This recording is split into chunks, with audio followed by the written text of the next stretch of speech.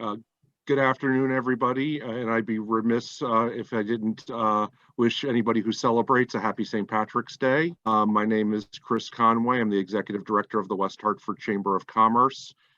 This is yet another community-based business event that we have done with the town of West Hartford. And I just wanted to welcome everybody and thank our friends at Connecticut Leave for organizing today's session for business community. And thanks to Andrea Barton-Reeves for taking time out of her schedule to be with us today to present and be available to answer questions. I'm just going to turn it over quickly to the town of West Hartford's Economic Development Coordinator, Kristen Gorski. Great. Thank you so much, Chris, and good afternoon. Almost said good morning. Good afternoon to everybody who is on today's webinar. Thank you so much for carving out some time in your very busy schedules to be able to attend today to learn a little bit more from our partners at Connecticut Paid Leave. Very, very excited to be able to continue to bring, in combination with West Hartford Chamber of Commerce and the town of West Hartford, some continued programming to be able to support all of our business community in West Hartford. A quick housekeeping item, feel free to, throughout the presentation, put any of your questions or thoughts in the Q&A or the chat. We will hear a short presentation and then move into a Q&A portion. So throughout this process, feel free to be able to communicate so we can get those teed up. Without further ado, I would love to introduce our speaker today, Andrea Barton-Reeves from Connecticut Paid Leave. Thank you so much for being here, and take it away. Thank you, Kristen and Christopher. I appreciate the opportunity to be here today. So what I will ask the participants to do is, if you have questions, to please use the Q&A feature, because that allows us either to determine whether we can answer them live or immediately, and also allows us to share the answers with others who may have similar questions.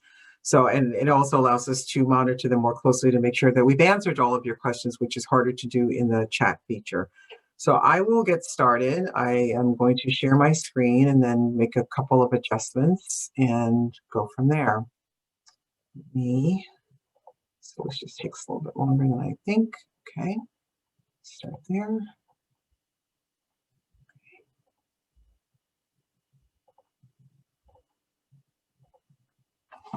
We can see your screen. Thank you. Let me stop my video because sometimes that can be distracting. All right, then let me start from the beginning. There we go. All right. So today we'll talk about understanding the Paid Leave Act. And I am Andrea Barton-Reeves. I am the CEO of the Paid Leave Authority.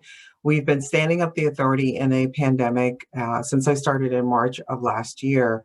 I previously came from HARC in Hartford, which supports people with intellectual disabilities and their families.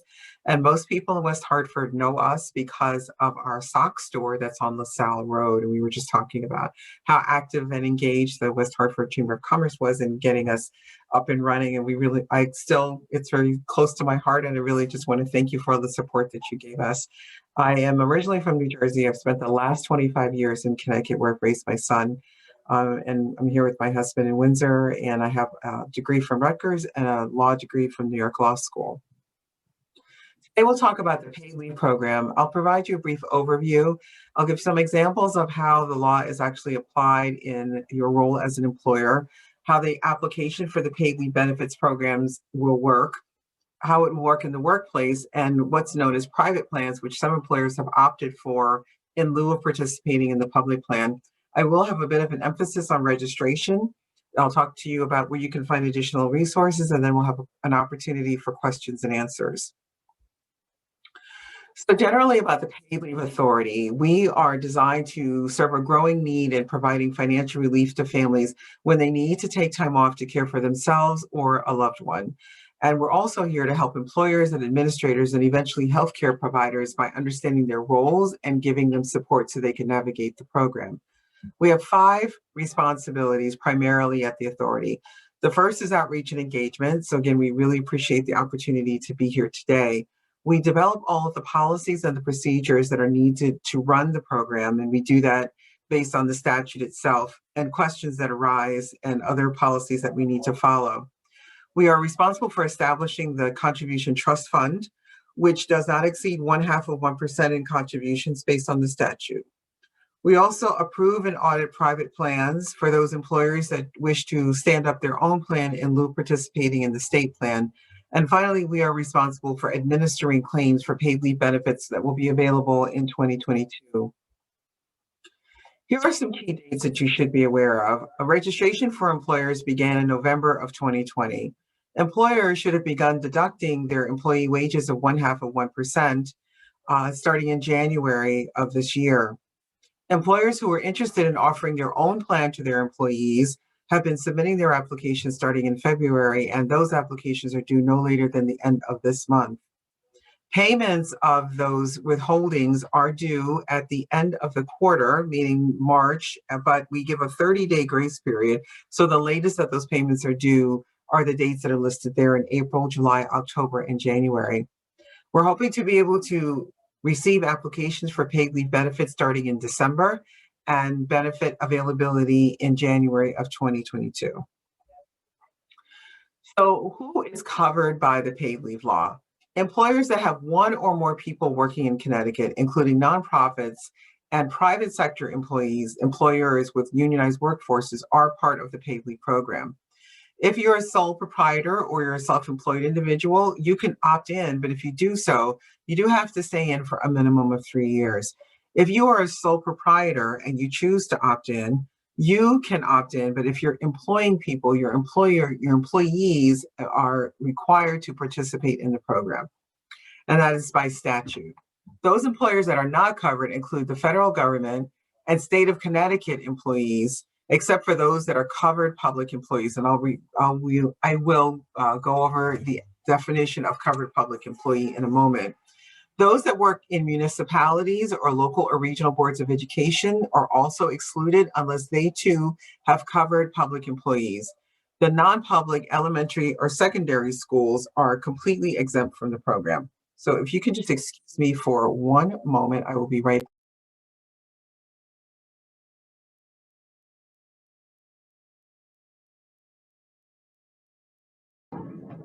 Thank you. Okay.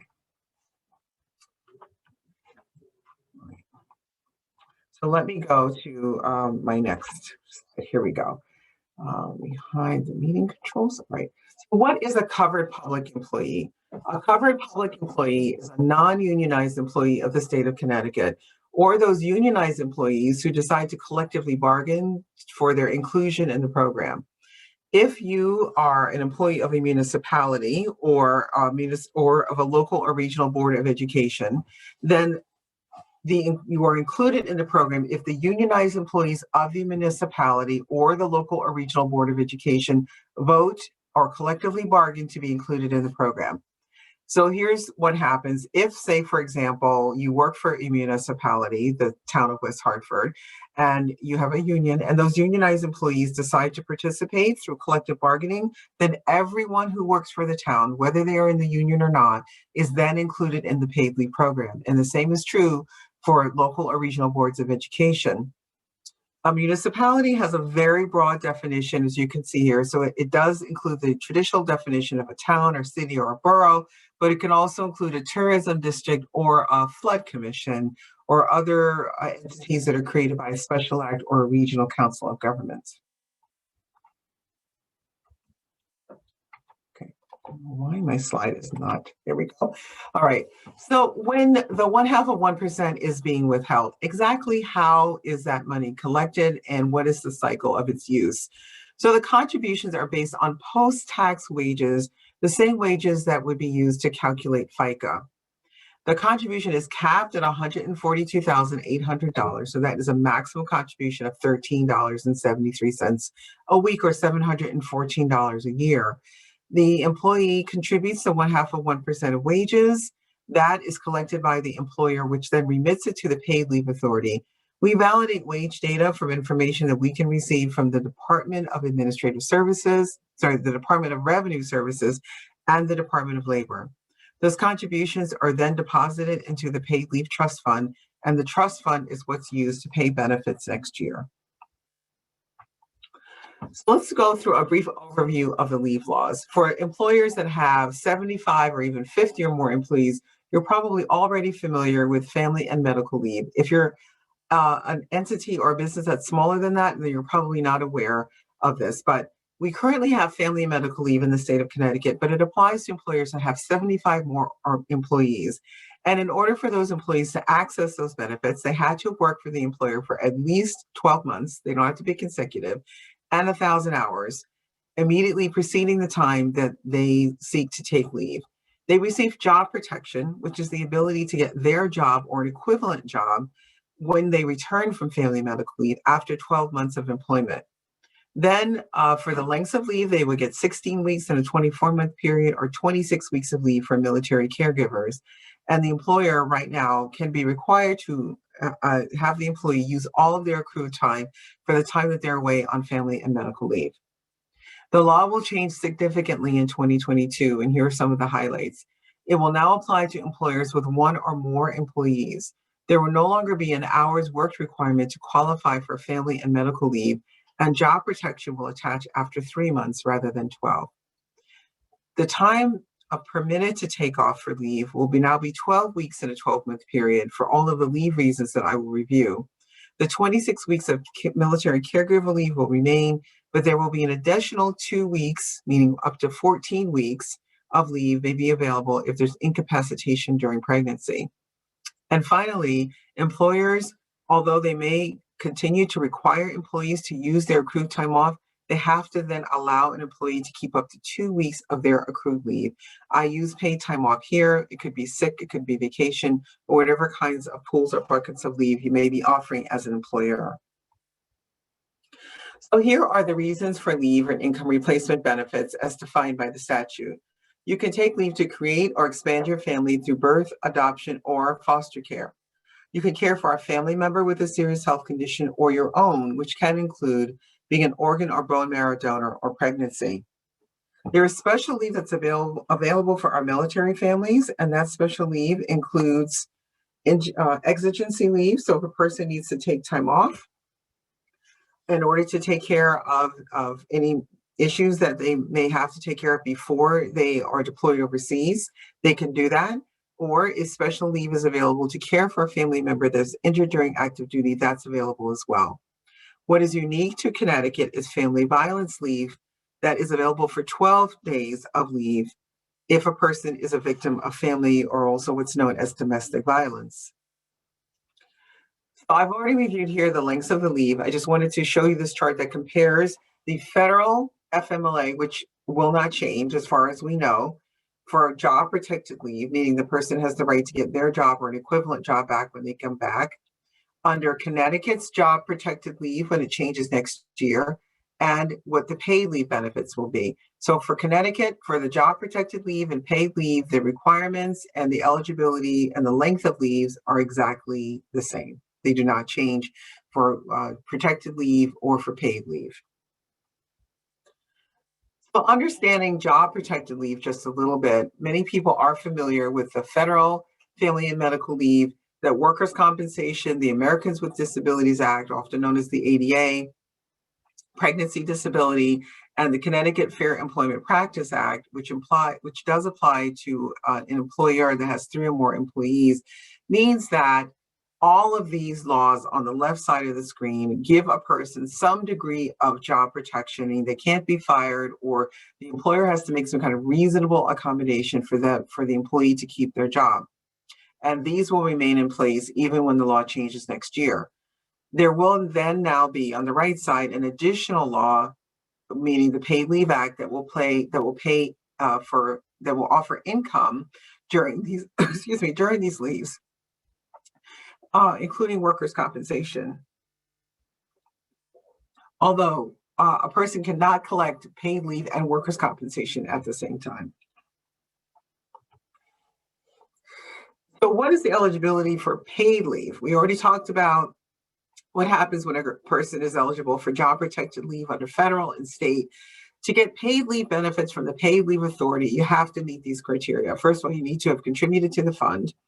And then you have to have earned at least $2,325 in the highest earning quarter of the past 4 of the 5 quarters in which we would look back from the time that you apply for leave.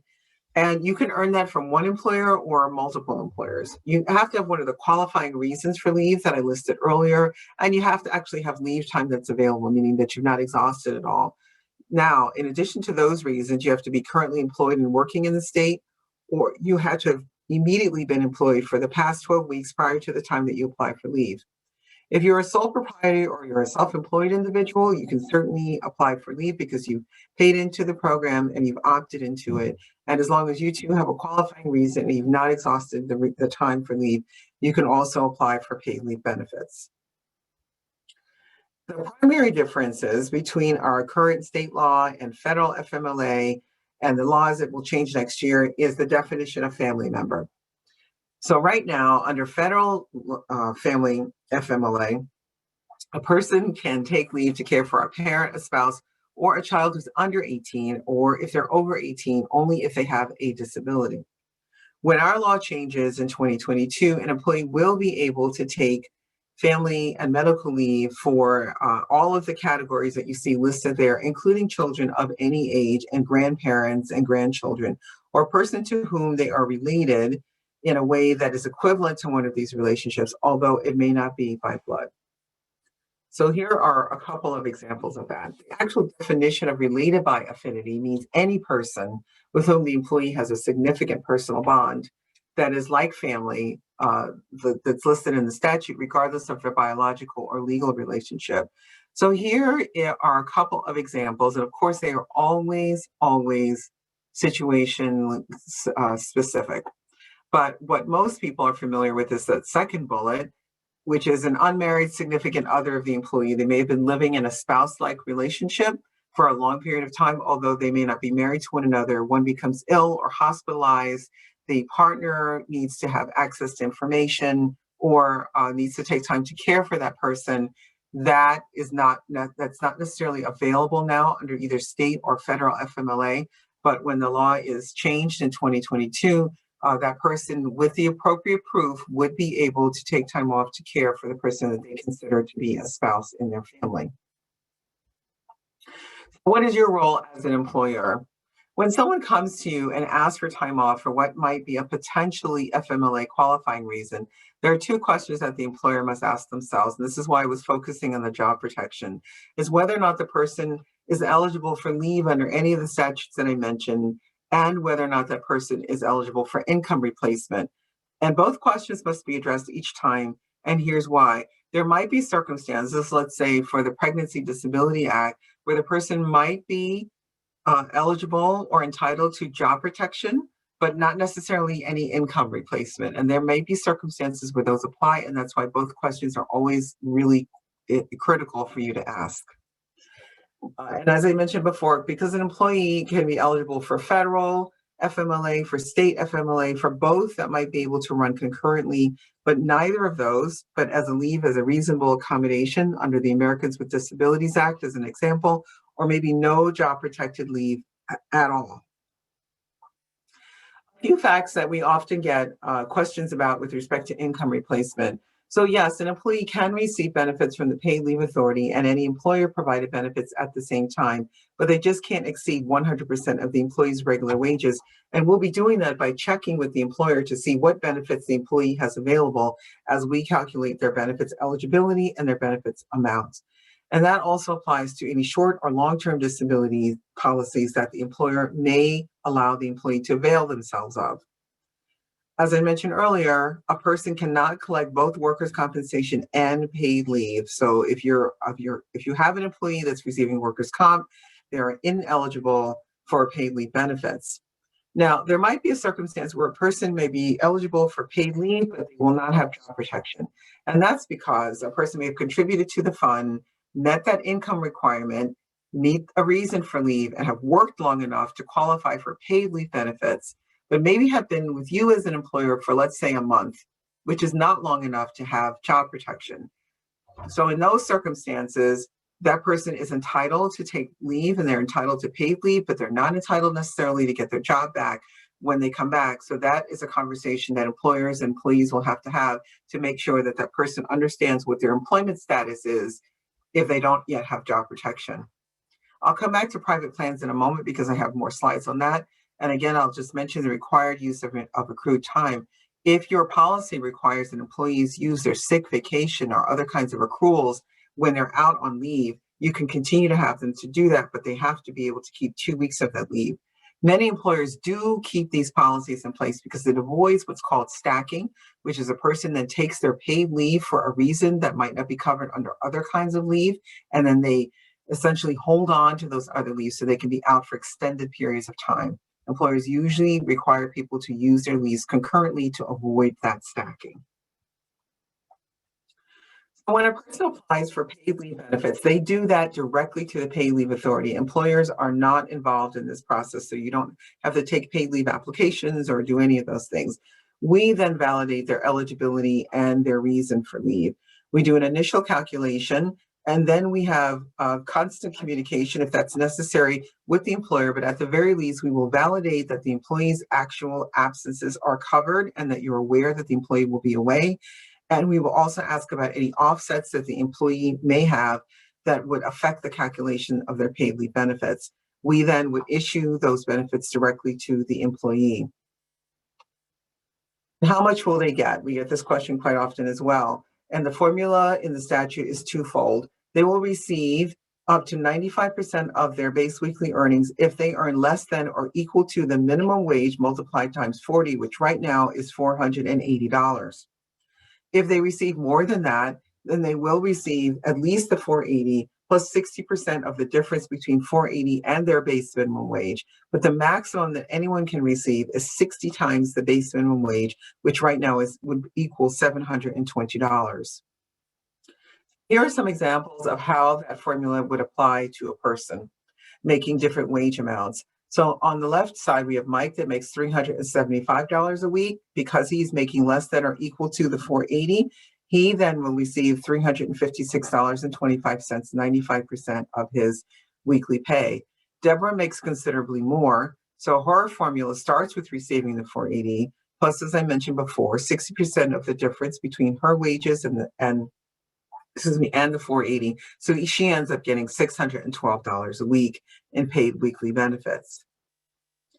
Just a few examples of what it might look like if you are a larger employer or a smaller employer, if you have a person working full-time or part-time. So as I mentioned earlier, an employer can require a person to use their accrued leave to cover all or part of their leave.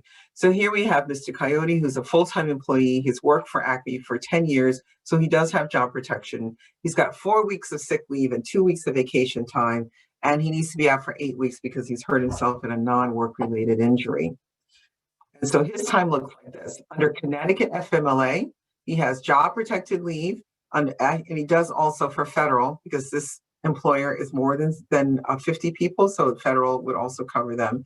But you can see here that the employee is required to use his sick leave accruals for the first 4 weeks of his leave, and then he can come to the paid leave authority for the additional 4 weeks that he will be away. So Jamie works part-time, and she's worked for 2 years, and she has far less leave, six days of sick leave and 3 weeks of vacation time, and she hurts herself running with her dog. Again, we asked the same questions about whether or not she has job protected leave, and if so, and if she's eligible for income replacement.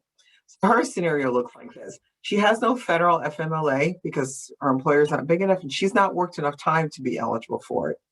She does get Connecticut FMLA because she has job protected leave, meaning she has the right to go out for a reason that's covered under the statute.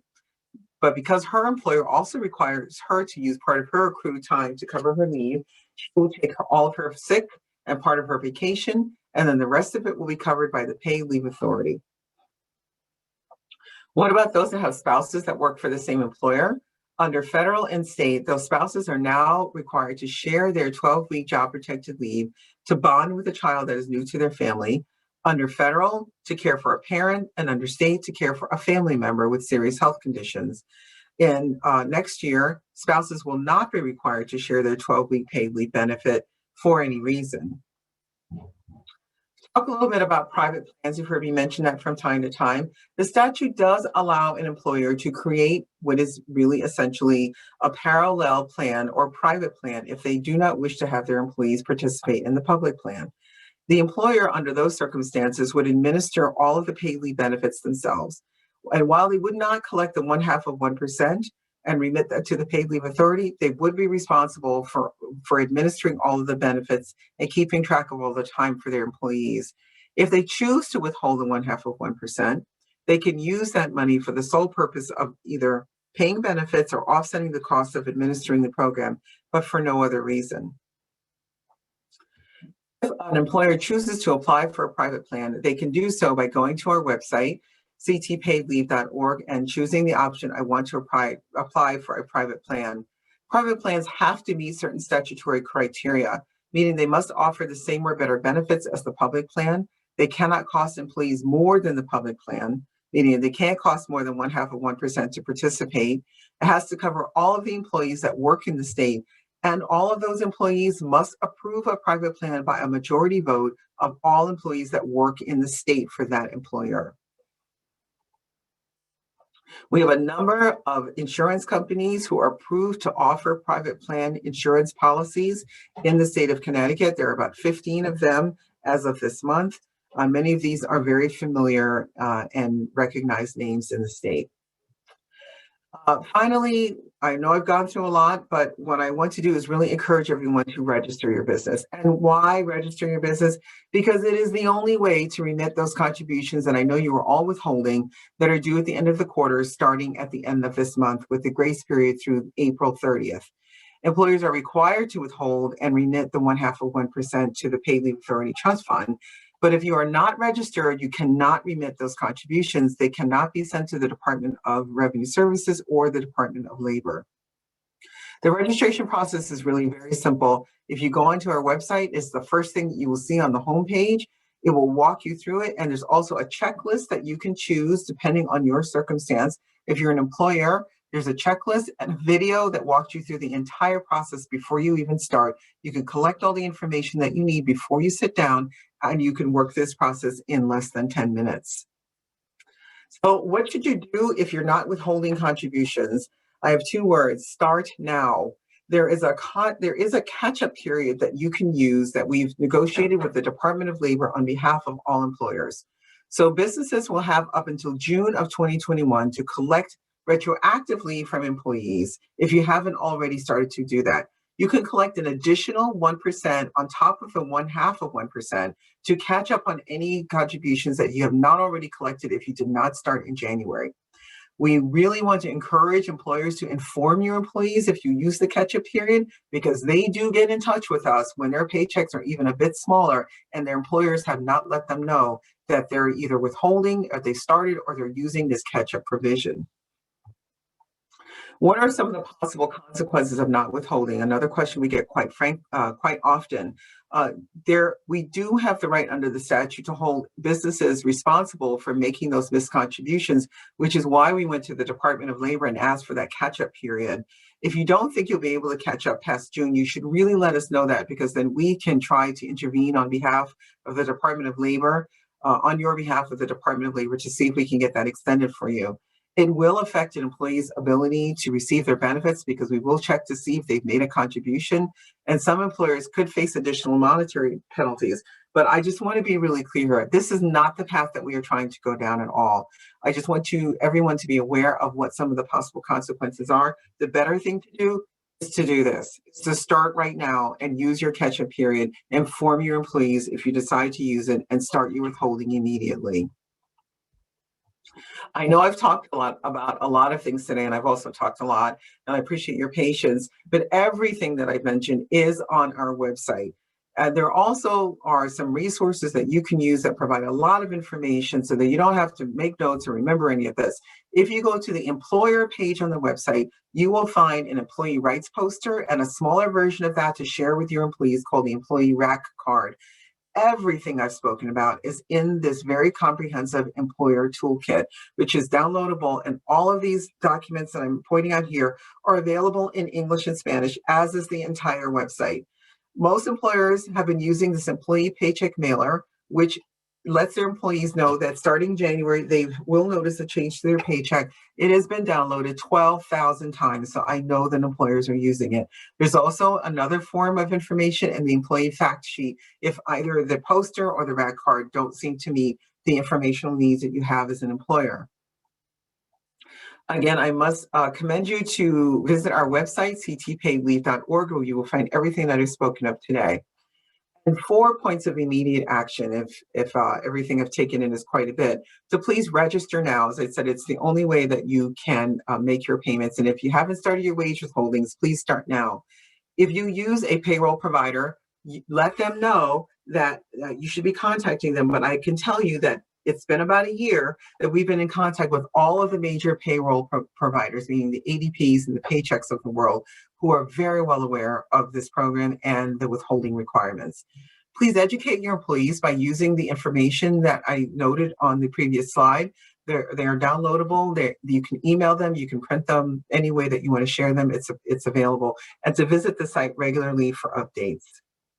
And we are here to help. We don't have a call center, but we do have a contact us portal that you can reach through ctpaidleave.org. And you can leave a phone number there if you do require a call back, and someone will call you back. We're usually doing that within 24 hours. There are also about 150 frequently asked questions and a lot of helpful videos for information that you might need. So thank you for your time and your patience. It's a lot of information. I've gone through it quickly, even having to take a break to tell my family to please be quiet. And so we're back. So thank you for your time. Thank you so much, Andrea. That was really informative. If we could just move into, I see a couple of questions that were put in the chat. So if you don't mind, I'm going to read those off. I'll start with, this is quite a long one. So we have caregivers who do not consider as employees for payroll purposes. These caregivers are caring for loved ones who are part of CT's adult family living program, so they can remain in the comfort of their home instead of going into a nursing home. These caregivers are receiving a stipend for the care they provide in the home. We do not pay for the time the client is in the home if they are hospitalized or in rehab for an extended period of time. They do not have taxes withdrawn from the stipend, nor are able to collect unemployment, or are they available to have paid time off. With that information, are we required to have the 0.5% deducted from the stipend that they receive? Yeah, this is a great question that we get quite often in different circumstances. We first encountered it in the context of people who provide support for people with intellectual or physical disabilities, and according to the Department of Revenue Services, if those who are receiving a stipend are getting a W-2, they're considered employees under our statute, and you would have to withhold the 0.5%. So that's the general answer. What I would really like that person to do is if you could drop your email into the chat, because I would really like to have a further conversation with you, with our general counsel, so we can provide some more information, because the nuances of each of these circumstances does require a different answer. So that is the general answer, but I want to be able to give them more specific information. Excellent. Thank you so much. Yep. Next, we have what if someone works 2 jobs and qualifies based on paid wages for both jobs? Do they pay with both employers? Yes. So you do withhold the 0.5% from each employer, and so that you can meet that threshold amount of $23.25. And some people are taking leave from one employer and not the other, and some are taking it from both employers. But yes, you do take it. But we are also tracking, because some people are saying to us, we don't want to have an additional withholding over and above that amount. That's why we are verifying wages with information that we have available from the Department of Labor. So we are aware of that dilemma that might exist if you have more than one job. Thank you. Next, what is the definition of an employee? Example, multi-member LLC does, but have no employees they have to participate. Same with a corporation that just has officers and no employees. Yeah, so the general definition, again, coming from the Department of Labor, is a person who receives a W-2, they're considered an employee. The statutory definition of employee is very broad. And I'll just paraphrase it. It's essentially a person who's doing work on behalf of an employer for the benefit of that employer. It really isn't much longer than that. But what we've come to recognize over time is that there might be people, and there are a number of people who consider themselves employees because of the structure of their organization and not necessarily because they truly are employees. So we're finding folks that are essentially sole proprietors or self-employed individuals, but they're treating themselves as employees because it's a more beneficial tax treatment, as an example. So we're seeing that. Under those circumstances, we say to you that if you are receiving a W-2, the Department of Labor hasn't necessarily made any distinction between your tax structure and whether or not you're considered an employee under the statute. And so those people have been contributing, but we are still working with the Department of Labor to have a different definition for people who are essentially operating as a sole proprietor, but are an employee because of the structure of their organization. So for right now, those that meet the latter category that I just described, they are being given the option to participate or not. So we're treating them as sole proprietors and self-employed. Great. And I'm going to move to another question that actually references sole proprietors, just to piggyback off of that. Is this accurate that as a sole proprietor with just myself as my only employee, there is no penalty if I do not choose to opt in at all in 2021? That is correct. There's no penalty. Well, you can decide to opt in at any time, but if you do, you do have to stay in for 3 years. Great. And then one last question regarding sole proprietors that I see in here.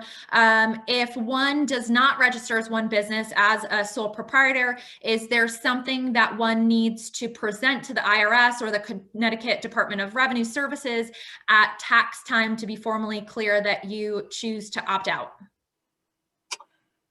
In short, no, you do not. So we are really relying on individuals, so on sole proprietors and self-employed individuals to define that for themselves and to determine whether or not they want to opt in.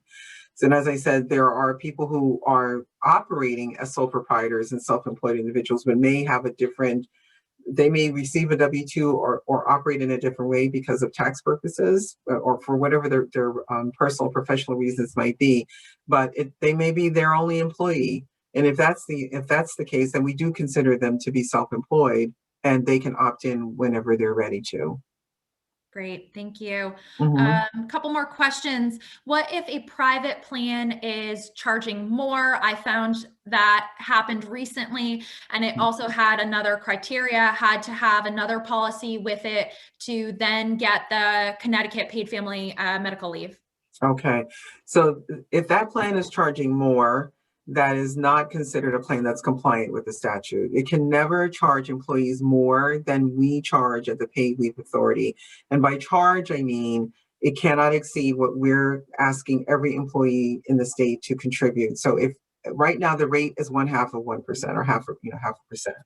If we lower that rate for some reason, let's say that we get an abundance of contributions and we find out that we don't need to collect 0.5% anymore, in order to keep up with the number of claims that are being filed, and we lower it like some states have, and some states have raised it, some states have lowered it, and say we lower it to 3.3% or 0.03%, then employers have to do the same in their private plan. You can never charge more than the state is charging. So if you're imposing more criteria for eligibility, and if you're charging more, that is not a compliant private plan. And I really want to remind employers that we have the right to deny plans, and we also have the right to shut down plans that are not compliant with the statute.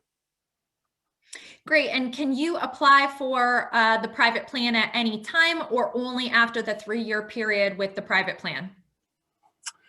So I think there's probably a little bit of confusion with those two things. So right now we're accepting private plans. They are coming from, surprisingly, a lot of smaller employers that we actually thought larger employers would be opting into the private plan, but we're getting a number of small employers, and they have until the end of this month to submit their private plan application and get it approved without having to have an obligation to submit those withholdings that they should be withholding anyway while they're holding their election for the plan. So if you decide after that, then you have to, if you decide to submit an application for a private plan, we're taking them on the quarter. So the next time you'll be able to do that is before the end of the next quarter. But you'll be responsible for the withholdings up until the time that your plan is approved. Great. And what happens with, this is a good one, what happens with Connecticut employers who have employees working remotely out of state? Mm-hmm.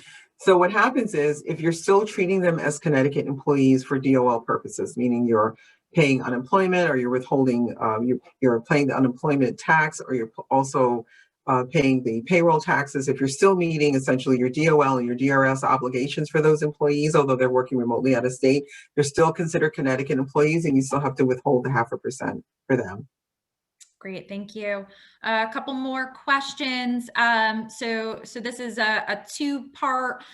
Do the employers need to have the required forms for the leave?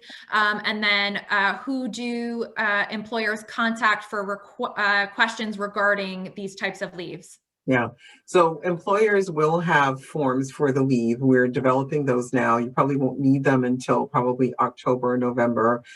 If you're already familiar with family and medical leave, those forms won't look very different than the forms that we're using right now. We're just going to modify them a bit so that they can be used for both federal and state leave. So that's the first thing. And then you will be able to call somebody. We're actually going to be partnering with a third-party administrator that you should be able to contact if you have questions.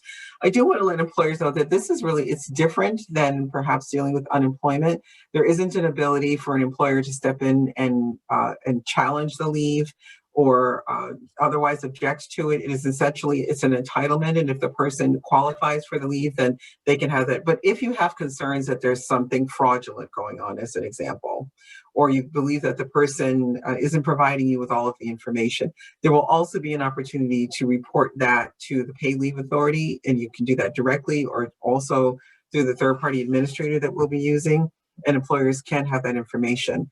We will also be letting employers know when the person's leave is approved, how long they'll be away, and when they plan on returning. And that's essentially all the information we can share without violating any of the health insurance privacy laws or any confidentiality laws around private information and personally identifiable information under the many, many statutes, not just the one that stands up the authority. There are dozens of them that govern the work that we do. Thank you. A couple more questions regarding, a lot of questions regarding the private plan. Can you explain the exemption if an employer is approved with a private plan? Yes. So the exemption works like this, that every employer has to participate in the paid leave program unless you're in the category of the employers that I defined earlier, which is the federal government, some state employees, municipalities, local regional boards of education, and private schools, usually known as independent schools. So if you don't work for one of those employers, then everybody else is in, meaning the sole proprietors and self-employed individuals have the ability to opt in. If you choose not to participate in the state's plan, meaning withholding the 0.5% and remitting that to the Paid Leave Authority, you then must create a private plan that has to essentially be a parallel to the state plan. And the example that you gave earlier of someone charging more or having higher criteria, that's impermissible under the plan. So the exemption does not mean that you can't offer paid leave. It means you have to have an option to the state plan if you're a covered employer, and virtually everyone is a covered employer except those categories of employer that I defined earlier. Okay, and so I think that you've touched on the answer to this question a little bit, but just to make sure that this attendee is clear, if the private plan charges more, if employer only withholds the 0.5% from employee and makes up the difference, would the private plan then be compliant? Yes, and under those circumstances, assuming that it meets all the other criteria, then it would be considered compliant. Excellent. And then is there a website or communication tool that we can provide to explain this to our employees in a streamlined manner, including a Spanish version being available? We are a small business new to the Connecticut FMLA requirements. All right, so are we talking about the private plan or FMLA or paid leave? Does the person, does it say? I think we're They did not talking about paid specify. leave. I think it's the paid leave, yes. Just paid leave, yes. So if you go to the website, ctpaidleave.org, and you go to the employer page, so if you, we have a couple minutes, so I actually might just pull it up so I can actually show you where it is, if you don't mind. Go ahead. Okay. All right, I need glasses for this. Let's see. Get it going. All right, so I'm going to share my screen again. Okay, here it is. All right, so I'm hoping everyone can see my screen. Yes. All right, so what I have here is the paid leave site. If you are, I'm going to scroll down. Here's where you register your business, by the way. I'm going to always keep talking about that. As I said, as soon as you land here, this is where it is. If you are an employer, you can go right to this section of the site. It's going to take you directly to the employer page. And at the bottom of this, I don't want to make anybody dizzy, but at the bottom of this page is where you will find all of those things I talked about: the fact sheet, the toolkit, the information card, the mailer, and the poster. This entire site is available in Spanish. Okay. So it's all here, including all of these forms.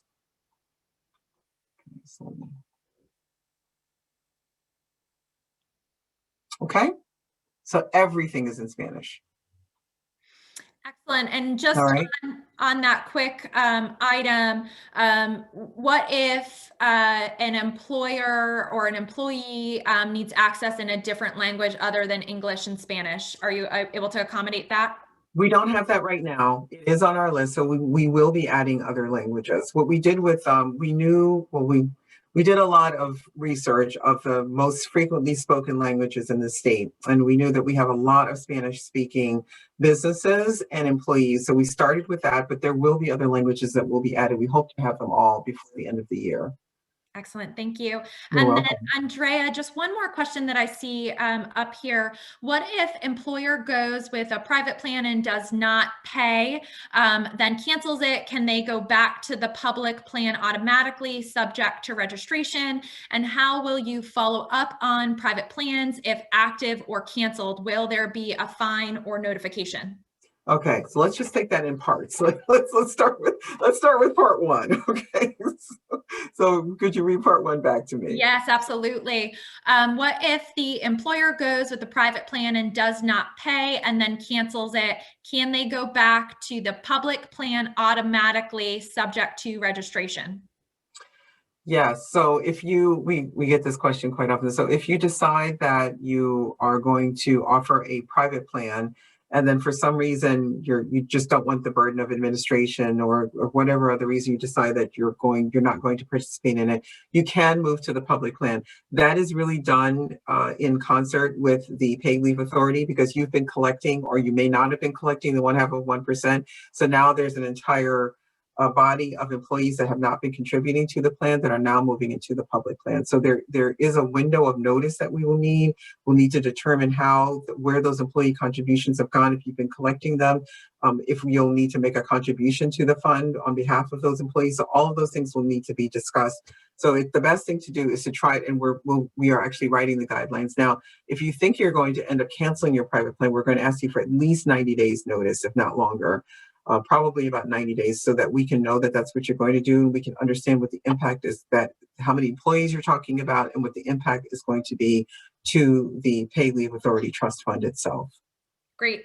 And then regarding that, will there be any type of fine that's associated with a cancellation? No, there's no fine specifically that's associated with cancellation. As I said, though, we will be having a discussion with employers, because those employees will now be transitioning into the public plan without having contributed to the plan. So we would have to figure out what kind of monetary compensation can be made in order to make that transition work. Excellent. Well, that's great. Incredibly informative. This has been a wonderful conversation. So, Andrea, we certainly appreciate your time, and thank you so much to Amber, who's been helping monitor the Q&A and the chat. Certainly appreciate that. Chris, any final words before we go? I just want to thank Andrea again for such a wonderful presentation. and thank our attendees for asking such great questions. Mhm. I'm sure if you had that question, many others do. And as this has been recorded, I'm sure there will be many, many more. And we will make sure we get as much of this information on our website and send out to attendees and to our members so that everybody's on the same page and gets themselves registered ASAP. Yes, please do. Thank you for that. We appreciate the opportunity to be here, and it's Amber dropped in the chat. We are here to help. So please reach out to us, and we're happy to give as many webinars as you like, and any topics. We do have a separate webinar on private plans if people are interested in that, and we can schedule that specifically with you in the chamber. We're happy to do that. Excellent. Thank you so much. All right. Thank you. Have a great Great. day, Thanks. everyone. Thanks for attending.